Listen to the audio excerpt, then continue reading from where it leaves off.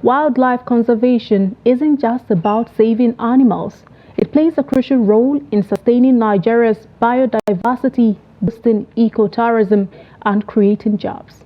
Now, the sector faces an uncertain future. With the ongoing economic downturn, zoos, game reserves, and parks across the country are struggling to stay in business. In this report, Trustee Noel Samson visits the National Children's Park and Zoo in Abuja to explore how the facility is coping under the harsh economic realities. Take a look.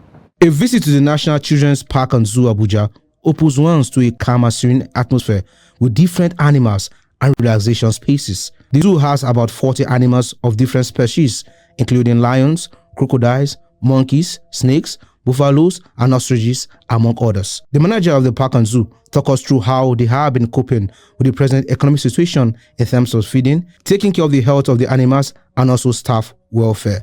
Because animals in zoos are normally treated on quarterly basis, and there are other things which will keep your animal healthy. So which means an animal which is supposed to eat meat has to be fed on meat. Like the lions, the hyenas, and the crocodiles we have, we feed them on meat. A cow now, ordinarily before we used to buy for 300 naira, 300,000 naira is now going for 500,000. Even the perishable items. So we are finding very, very difficult. It is affecting us very, very hard because when you go to market, you don't know. You may not even predict until when you get to the market.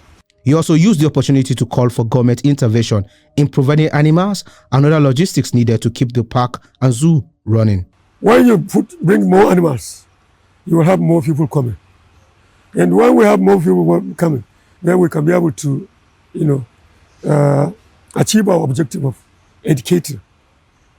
Even going to the level of putting an education research center, very big hall without visual, so that we can really run an educational activity where even people up there going around the zoo, they can be seated and we can be having a kind of formal lesson on different aspects of environment. Because we don't have any revenue or subvention from the government, the only additional assistance we have here sometimes is people do donate maybe like few animals to us, or they provide us some stuff to feed the animals.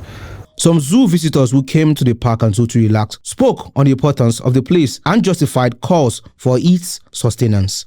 The government should put in more funds in the park and zoo. We need more manpower, more people working in the zoo, making the zoo more conducive for the animals, making it more interesting for even the visitors, the tourists coming to see the animals and stuff. Especially on weekends like Saturday, Sunday, have a lot of people trooping in here because they all want that calm, serene environment on sun. So this has been I've been coming here for the past 5 years, I think. So it's mostly just the same thing over and over again. But I don't come here to see anything new. I come here because this helps me cool off, just like I mentioned in your previous question, it just helps me cool. So paint or something, and then for the lake, I see some changes at the lake there because there's now boats there. Boats were not previously available. The management of the National Children's Park and Zoo in Abuja is set to implement a 100% hike in gate fees for 500 naira to 1,000 naira for adults and 500 naira for children from previous 300 naira charge. Citing the rising cost of maintaining the facility, they hope the increase will boost revenue to keep the park operational. Zoological parks play a vital role in educating the public about biodiversity and promoting peaceful coexistence between humans and wildlife. However, with the financial strain, sustaining this mission has become a bigger challenge. Noel Samson, Trust TV News, Abuja.